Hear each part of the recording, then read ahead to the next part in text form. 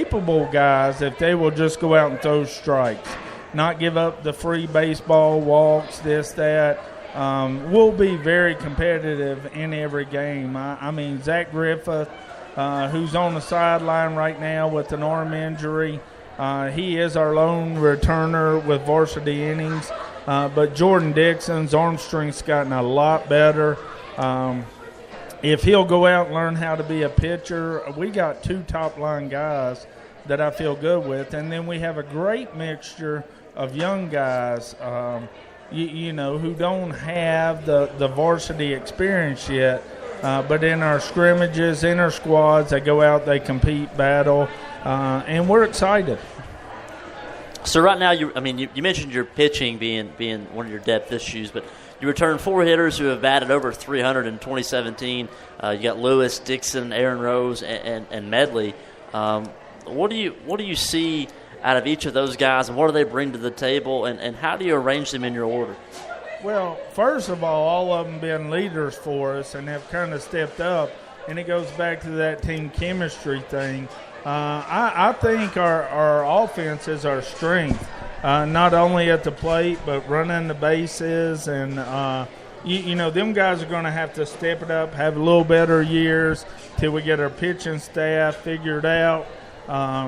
And once again, really excited. I mean, guys have been in the weight room, gotten stronger, balls coming off their bat a little different.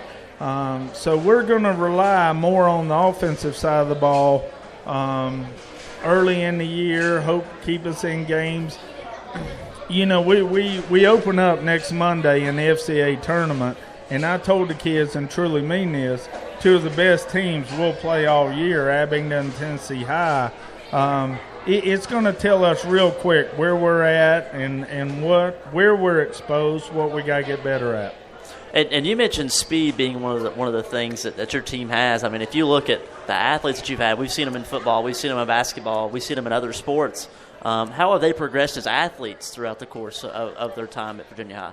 Oh, tremendously. I was talking with the coaching staff, and that is a thing that we have is a bunch of good athletes, guys that can run, throw, hit. We just got to make sure it's all playable on the field, as we go there. Seriously, a lot of our guys have had tremendous years in the weight room, and that's kind of set them above. Now we got to make it playable. So you were talking a little bit about that pitching depth, the lack of depth there, but, of course, you got some arms trying to get ready to go. How big of a boost would it be to get a couple of guys on the mound, get them playing time early in the year for you, and have some guys you can trust come playoff time? Well, with our schedule, we play the FCA tournament next week, and then we go to Myrtle Beach for a tournament. We're going to be exposed. I mean, they're going to be thrown to the big dogs early, and we'll see where they're at and what we got to do and be able to compete. How do you work with that as far as confidence-wise? If you're a pitcher and maybe it's your first time pitching in 3 or 4 years that you're playing against a team that's got D1 prospects on the roster like you guys are going to be facing, how do you sort of keep the confidence up in those guys if they have bad outings? Well, if you know anything about the game of baseball, 2 types of players play the game. Those are humble, those are about to be. And regardless of that, we've talked about this season being peaks and valleys, and we want to make sure come playoff time that we're definitely climbing that mountain trying to peak at the right time. I do know 25 years doing this that, early in the season I made this schedule the way I did for a reason because I do like this team and I think we're going to be competitive and have a chance to be playing in June, and that's what these guys play for. So you do have one Ask Cats question, and it comes from Doug Rose. When you took over the program back in the Stone Ages, did you ever see yourself coaching a player, then coaching his son 20 years later? Well, we talked about this as a coaching staff when we met. It just says I'm getting old. That's what that says. But I do remember Mr. Rose as a player, and he got out there and worked hard just like his son does.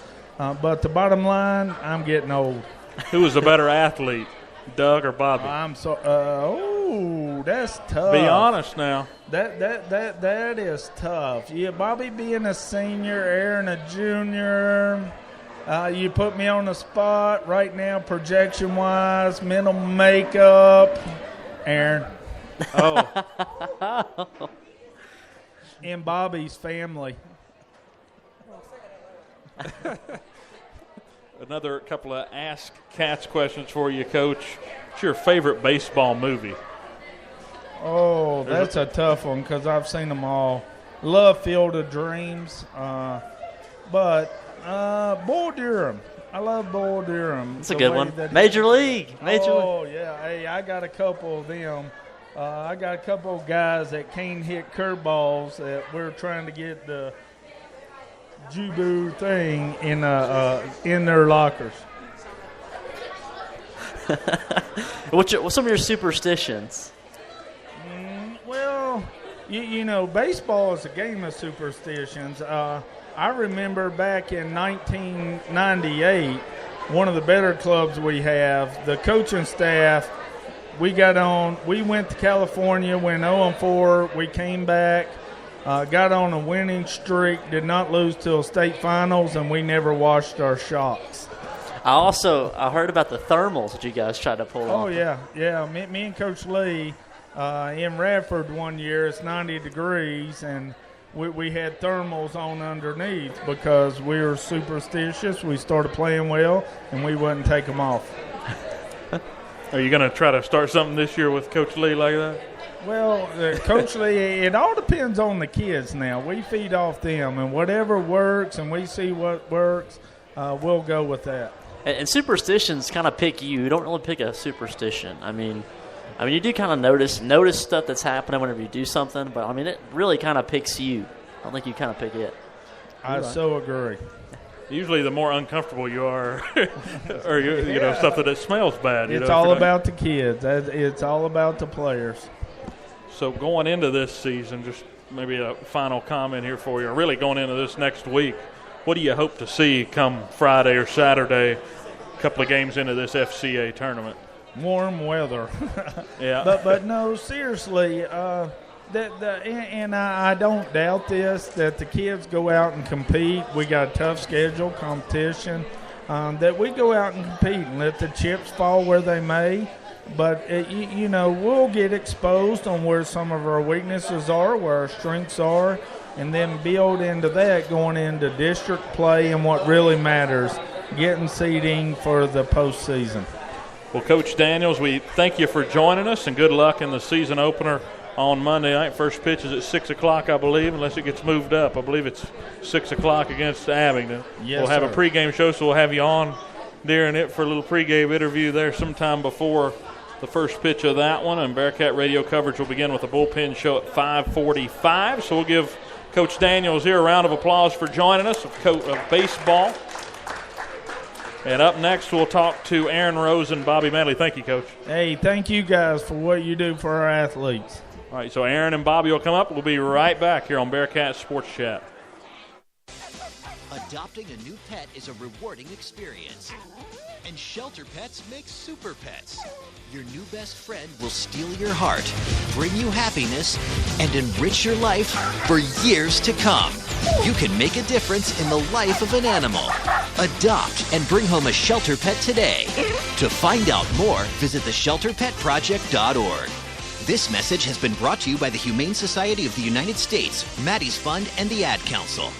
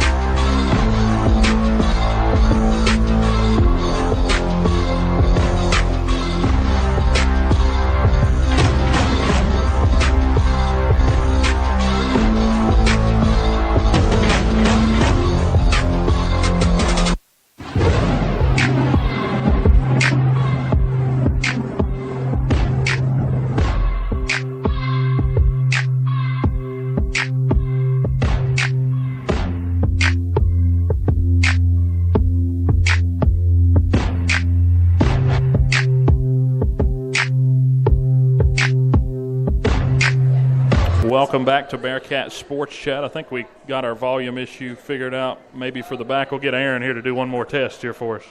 Hello. Oh, yeah, look at that. We're good now, I believe. So thank you guys for joining us, first of all. Thank you for inviting us back. We're kind of doing you as a box set here. We've had Aaron on. This is his third time. He actually tied Lane in the same show for most times being on Bearcat Sports Chat. Bobby's on for his second, so we'll try to get him back on one more time so he can tie you guys. That'll be the main goal. We kind of shunned Bobby at the end of football season and went with Aaron. That's all on Mr. Harper, though. That's all right. That's all right. So let's start off with a question for each of you guys. Of course, Bearcat Baseball here with us. We'll start with just giving us your team goal for this year and then each of your individual goals going into 2018. Well, team goal is always to win state. You know, we've worked hard ever since we were younger to get here, and now we're here, so we just got to get the job done. Yeah, basically, like Aaron said, you know, every time we come out here, it's to win a state championship, and we've done that. We did that 2 years ago, back to back, and we're trying to bring that back. And an individual goal for me is just to get better defensively. And talking about the state championship runs a couple of years ago, you've had a couple of seasons where you've had promising years, really just one big inning in those two losses in the playoffs the last 2 years. I was talking to Doug about the last couple of seasons. How much hunger is there to make that run back to Radford this year? The closer we get, the hungrier we get. We've worked tremendously hard in the weight room, on the field, even at NXT. We've done everything we can. I think we're prepared. Yeah, when it comes to NXT-wise, when we can't get outside, I feel like we don't take it for, you know, we get in there and we do work. We don't just get in there and just half do stuff. We get in there and we work.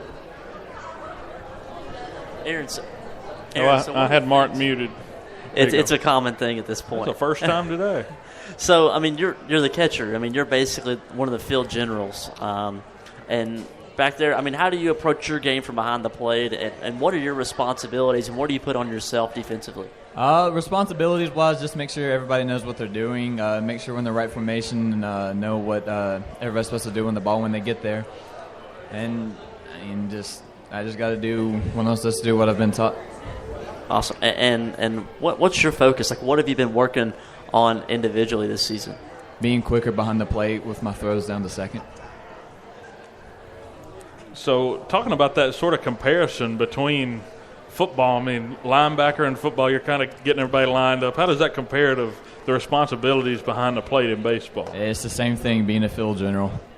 You know everybody's responsibilities and you just play. Really bunt coverages, first and third, all that. How much of the pitch, who sends in the pitches to you? Is it Coach Daniels all the time, or does he give you a little free rein? Coach Belcher, and it just depends on what the pitchers want to do. If the pitcher's feeling themselves that night, then it'll be on them. Okay.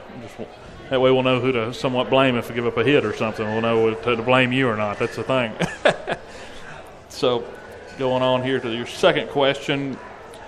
Hold on, I got lost. I was looking. We're actually over to Bobby now. That's where I got lost.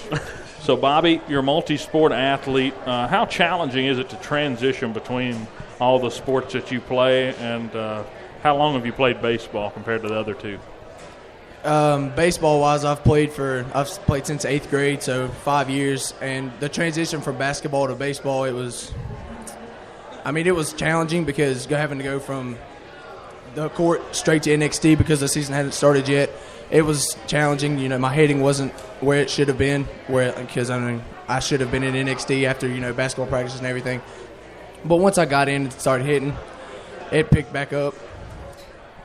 And one of the things that you really have to realize in baseball, and coming from basketball to baseball, is it's all about your timing and rhythm at the plate. And you have to spend so many hours in the cage to get that rhythm back. And I mean, it's hard to whenever you're a multi-sport athlete. I wound up quitting basketball my sophomore year just to spend more time in the cage. I got to the point I still have the bat and cage key on my key ring. So, I mean, it's really all about the time you spend there. And how did you balance? Did you practice? Were you in the cage at all during basketball season, during football season, to try and keep your rhythm there? During the basketball season, I didn't get a chance to get into NXT, and it's just like I said just a second ago. It's once I was able to get into the cages, I took it seriously.